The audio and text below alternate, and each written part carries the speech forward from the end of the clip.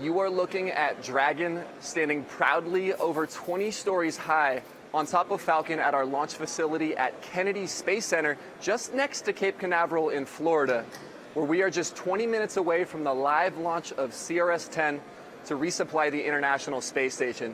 Now, here at the headquarters in Hawthorne, California, it's 6:45 a.m., so good morning. My name is Brian, and I'm one of the software engineers here on staff. You can see the crowd gathering behind me, as well as the operators inside of Mission Control just beyond. Now, we at SpaceX are honored to have the opportunity today to fly out of Pad 39A for the first time as a company. Now, if Pad 39 sounds familiar, it should, because it was from those hollowed grounds that man first launched to step foot on the moon. It was thereafter taken over by the Space Shuttle program, and ironically, one of the first pieces of what would become the ISS was launched during those days. And here we are 30 years later with the same opportunity to make fire from 39A again. We'll also be showing another landing attempt back at LZ-1 during the daytime, so we should bring some miraculous views. So let's get started. Good morning, this is Tom Perderio from the Avionics Department here at SpaceX, and as you heard, we are launching from historic Pad 39A today in Cape Canaveral, Florida. Now, this launch pad is actually just about a mile or so away from our other launch site at Space Launch Complex 40. However, that's at the Cape Canaveral Air Force Base. This is just across the channel in the Kennedy Space Center, which is owned by NASA. So SpaceX has leased this pad from NASA, and over the past few years, we've been modifying it to support our Falcon 9 architecture. So let's just take a quick look, a real basic look at what you're seeing on your screen. The center white tube right in the middle here, kind of shrouded in fog, that is the Falcon 9 rocket. That is what is launching in just a few minutes. The Falcon 9 rocket has three parts to it. The bottom is the first stage, makes up most of the rocket. Then there's the second stage on top of it, and then this very tiny piece on the top, that's the Dragon spacecraft. So this whole rocket is launching just to get this little piece into orbit. And inside that Dragon spacecraft, that's packed with all the supplies that we're bringing to the International Space Station. So there are a few other things that are going on in this pad.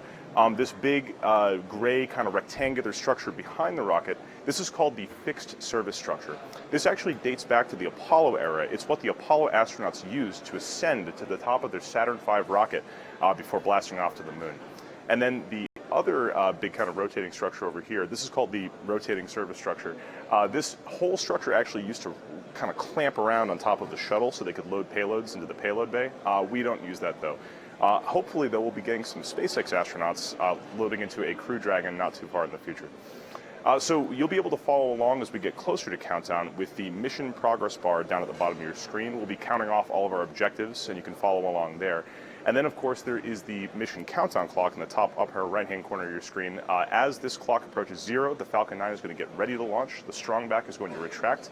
And hopefully, the Falcon 9 will be blasting off just after 7 o'clock a.m. Pacific time. Hi everyone, I'm Kate Tice and I'm here in Hawthorne, standing just outside of our Merlin engine assembly area.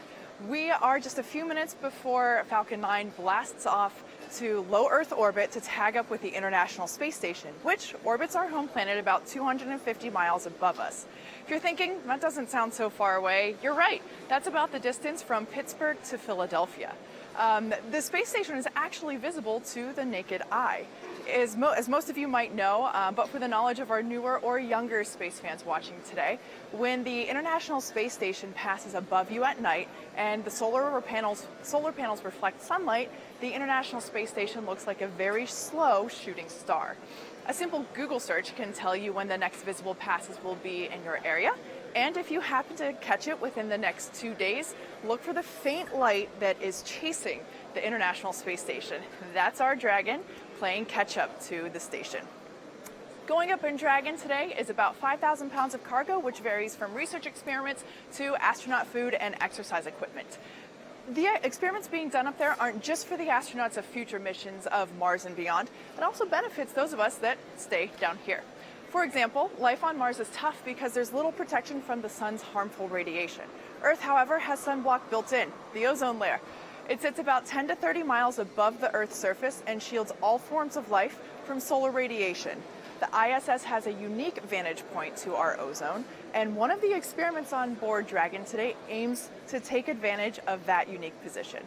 The Stratospheric Aerosol and Gas Experiment 3 ISS, also known as SAGE, Stage 3 is an instrument that will be mounted to the exterior of the International Space Station to scan the ozone horizon line and collect data about the fluctuations in this protective layer. Now, if you've seen videos of the ISS scanning Earth, you've probably seen that. Good morning, everybody. I'm John Federspiel, a lead mechanical design engineer here at SpaceX, and it truly is an honor and an awesome privilege to be sharing this inaugural launch from Pad 39A with you for our 10th Commercial Resupply Services mission to the International Space Station. Now, I've been sitting up here at our webcast desk, keeping an eye on the countdown and listening into the nets. And the good news right now is we are go to continue entering to the count. We are tracking an issue with the thrust vector control actuators on our second stage, but as of this moment, we're proceeding into the countdown process, sitting about T-minus 15 minutes at this moment in time. Right now, on that Falcon 9 that you can see on the pad on the side of your screen, we just finished off our loading of the RP1, that's the refined kerosene on the vehicle. We finished that off about 15 minutes ago. We began the entire propellant loading sequence at the T-minus 73 minute mark. That's when our launch director pulled all of our team to enter into the auto sequence process. That's where the vehicle begins its sequence of maneuvers that it autonomously goes through to go through the fuel and liquid oxygen loading process. Right now we are in a pause of our propellant loading as we're starting to onboard the cryogenic helium onto the first and second stages. We're going to resume our liquid oxygen loading at roughly the T-minus 10 minute mark and continue loading the liquid oxygen onto the vehicle right up until about the T-minus 3 minute mark. We do try and load that liquid oxygen right up to the very end of the entire process to keep that liquid oxygen as cold as possible. Now, as I mentioned before, we are taking Dragon to the International Space Station. The Dragon spacecraft did give its go at that T-minus 73 minute mark. No issues there to report as well, and that team is go and ready to get to the space station. Looking at the weather, it's a few clouds on the screen there. Looking at about 10 to 15 mile an hour winds on the launch pad. No issues there to report at the moment. Weather is green for today's launch. Range is also green for today's launch. Going from Pad 39A should be all good to go. Today is an instantaneous launch window. Our backup is tomorrow, but for right now, all systems are go from Cape Canaveral. Now, we're referring to today's mission as CRS-10, and we refer to all of our previous missions as various numbered CRS missions that you've heard us say in the past. Now, CRS stands for Commercial Resupply Services, and that's really the underlying factor of every single one of these primary missions. It's for Dragon as a spacecraft to be able to resupply the International Space Station. What does that mean? It means bringing cargo up on ascension. Now, Dragon, as we refer to it as a spacecraft in its entirety, is actually composed of two separate pieces. It's the capsule and the trunk. Now, on your screen, you see a photo of Dragon with its wings, its solar arrays spread, but the top section, the nose-looking section with the tapered walls that says SpaceX, that is the capsule. The cylindrical white section underneath is the trunk, and those are the two that together, capsule plus trunk, make Dragon as we call it. Now, each of those two pieces makes a completely different environment for payloads to go up within it. The pressure section, the capsule, is pressurized to atmospheric pressure, and so if you are a customer that requires a payload to be under atmospheric pressure like we experience all around us, it will go inside of the capsule. Now, the trunk is exposed to the vacuum of space. It's exposed to a very low pressure environment, so it's unpressurized. If you don't need any pressure, it goes in the trunk.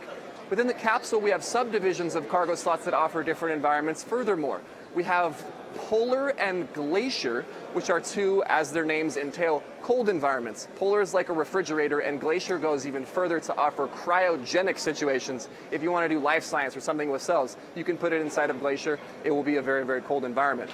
There's a third for Merlin. The M stands for microgravity, and many more environments that the pressure section, the capsule, offers.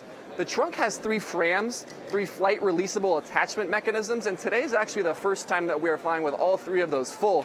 Two of those slots are occupied by SAGE, the thing that Kate mentioned, stratospheric aerosol and gas experiment. The other one houses a huge, huge space experiment for lightning imagery and a ton more. So Dragon has a very capable cargo spacecraft, and we're sending up some cool stuff today. Okay, bear with me for a second here. Imagine it's a mid-July morning in 1969. You, your family, and a few neighbors are crowded around a bulky black and white dial TV. On that grainy gray screen, you see a stoic steel structure holding up a rocket that stands 6 stories taller than the Statue of Liberty. The TV announcer is excitedly relaying launch sequence updates and reports from the 3 American astronauts on board. It feels like it takes forever to get there, but the countdown finally reaches zero and a white glow grows from the bottom of the space-bound skyscraper. That, of course, is what we know today as the Saturn V moon rocket. And that mid-July day was the day that it began the long and historic journey of Apollo 11. Of course, that wasn't the end of the story for this launch site, 39A. Following the Apollo era, the iconic space shuttle blasted off 53 times from pad 39A between 1981 and 2011. Now, fast forward to today, when in just a few moments, our Falcon 9 will lift off on a cargo resupply mission to that same destination as the space shuttles, the International Space Station. With a long history of supporting America's space program, Cape Canaveral's launch pad 39A will once again be the starting point for historic firsts in crewed spaceflight, such as the SpaceX Dragon missions carrying NASA astronauts to the International Space Station. In the future, 39A will also be the launch site for some of SpaceX's first missions to Mars. Now, before we get there, we will also be launching the Falcon Heavy from this site, and there will be some modifications to the launch pad that we will have to make, including modifications and removal of the rotating service structure. Needless to say, we're looking forward to bringing this hallowed piece of ground roaring back to life. Let's take a look at a video with our Director of Launch Ops, John Murator. Hi, I'm John Murator. I'm the Director of Launch Operations here at Pad 39A. We got the keys to Pad 39A from NASA on April 14th, 2014, and we started a really radical transformation of this pad.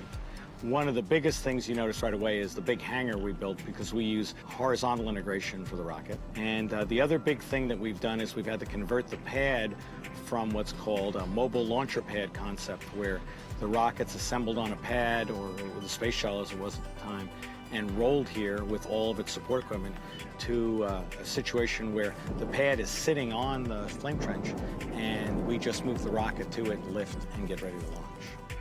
So when you walk on the ground here, this is pretty legendary ground. It is where humans first left to circle the moon, and then eventually the humans first left to stand on the moon's surface. It's a place where the very first space shuttle took off, and over 80% of the space shuttle flights took off from this pad. So it's pretty legendary. And the size of it is what's amazing. 39A is our home for a lot of different activities for SpaceX. It's a home for Falcon 9s, but we launched those out of Vandenberg and over on the Cape Canaveral side. It's going to be our first home for Falcon Heavy. We're going to launch lots of missions there. 39A is where Americans are going to return to space, launching from American soil. And we're going to launch American crew members on the Dragon on top of the Falcon 9 single core. What's pretty exciting about this place is this place gives SpaceX room to grow.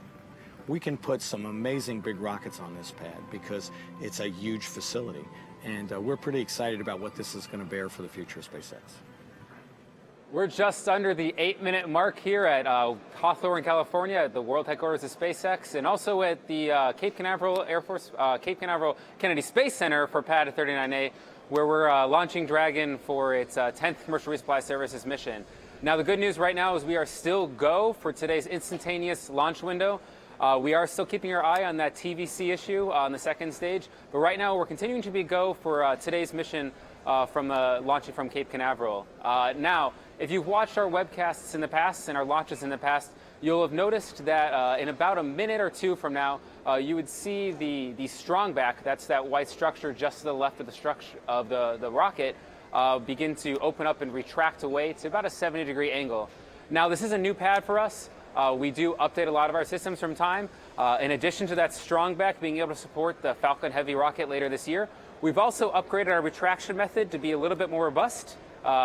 And in the past, you've seen that retraction method move away to the 70-degree mark at that T-minus 5-minute point. Right now, what you're actually going to see is the forward arms open up, and we're going to move that strong back about 1.5 degrees away.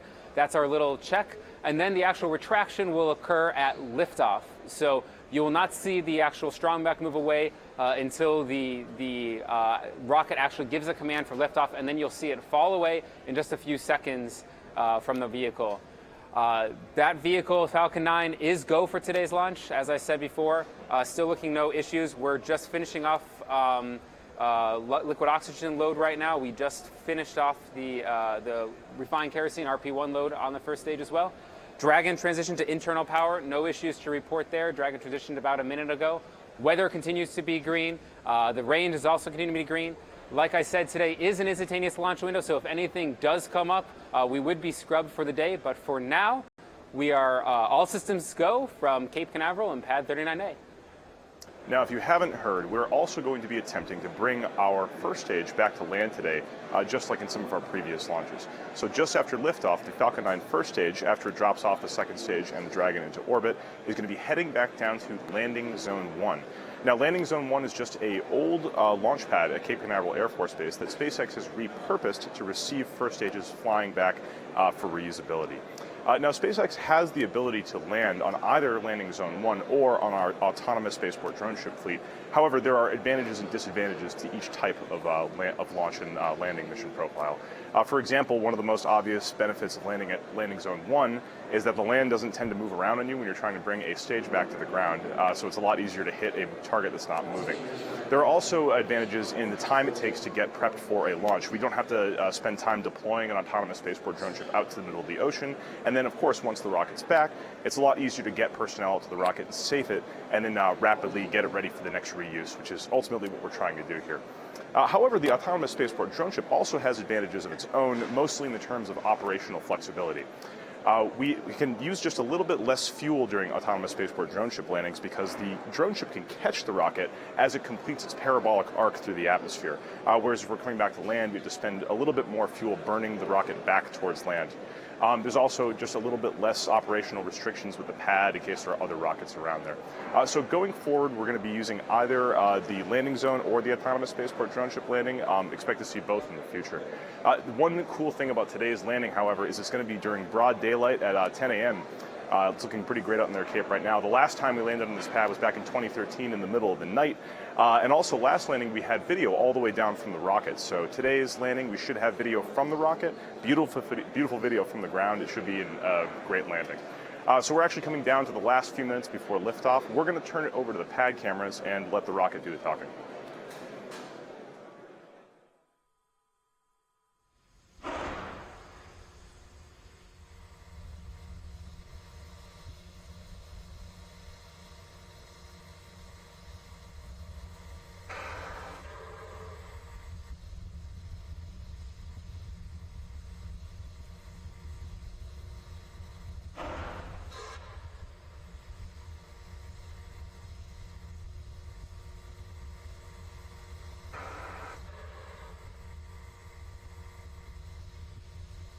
Go bleed verification.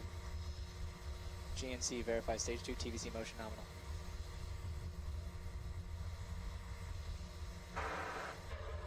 Stage 1 lock secured.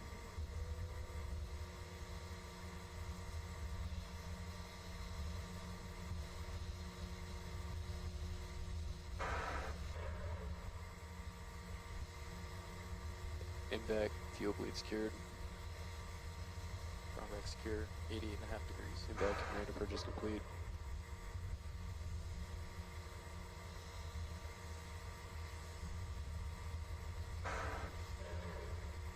And inbound VTV motions.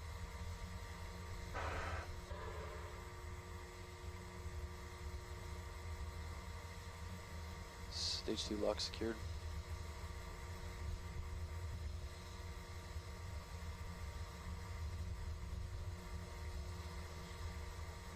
Falcon 9's on internal power.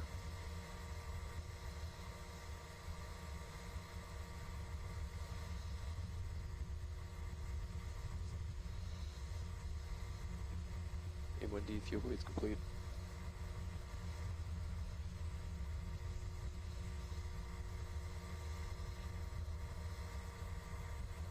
Vehicles in self-align.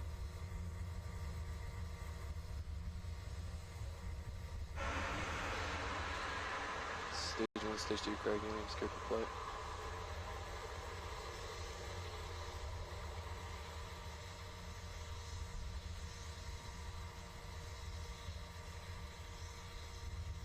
Inback engine shells complete. VC verify AFTS is ready for launch. AFTS is ready for launch. VCDC, verify Falcon 9 and Dragon are in startup. Falcon 9's in startup. Units in startup. Stage 1, Stage 2, press for flight. LD, verify go for launch.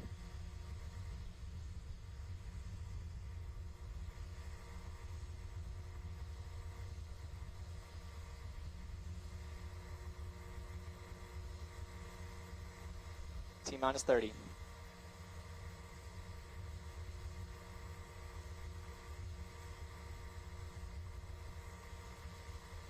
T-minus 20.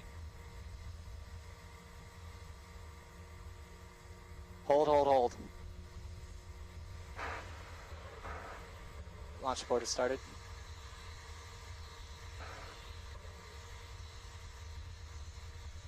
Clock has stopped.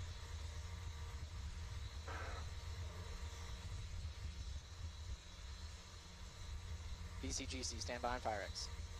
Cabin standing by. Dragon, verify the Dragon is aborted. And as aborted. Copy that.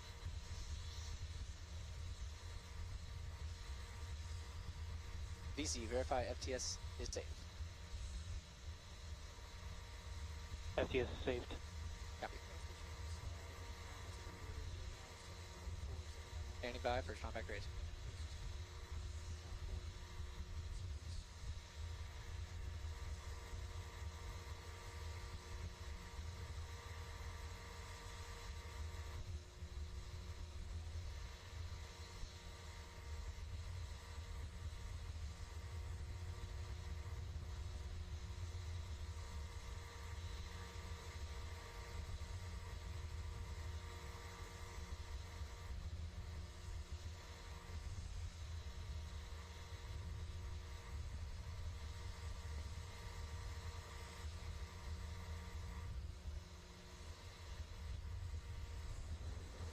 Well, as you guys all saw today, we aborted the vehicle, the launch, about the T-minus 10-second mark.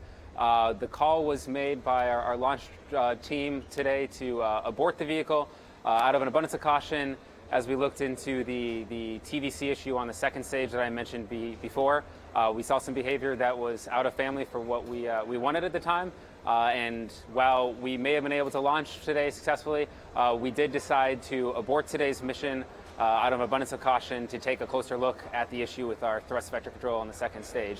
Our backup opportunity, our earliest opportunity for launching again, is tomorrow at 9:38 Eastern Standard Time, so 23 minutes earlier than today's launch. So that is the earliest opportunity we'll have to try again to deliver Dragon to the International Space Station. For now, we are going to hold for the day. This was an instantaneous launch window. Because of the nature of our launches to the International Space Station, we have to time the launches down to the last second, so we don't get another opportunity today. We have to wait for the International Space Station to pass directly over Cape Canaveral until we are able to launch from the mission. So as of right now, as I said before, if you're just tuning in with us, we did abort today, looking into a TVC, thrust vector control issue on the second stage. So for now, we are going to conclude our webcast. Please stick with us. Tune in to our social media channels, Facebook, as well as Twitter at SpaceX. We'll keep you guys updated on when the next launch opportunity will be, as well as checking out SpaceX.com. We'll keep everybody updated for the latest status for our attempt potentially tomorrow for launching Dragon to the space station. So for now, thank you everybody for joining us, and we'll be back soon.